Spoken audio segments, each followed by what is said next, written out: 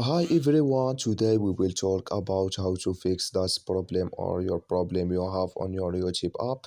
You just click here on settings, then you come here to settings window and you just go down here and you click here on apps and we come here to apps window. You just go down here to looking for a YouTube app here and this is window. We will go down to find the YouTube app and we will click here on YouTube, then we come to next window here like you say and you just click here on for stop, then you click here on OK and you click here on storage, then you come to storage window, you just click here on clear cache, then you click here on clear data and you just turn off your Wi-Fi and turn on it and it's going to work with you.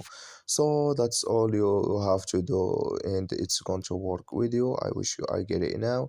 Thank you for your watching. Don't forget to support us by liking, subscribe, and see you in next video.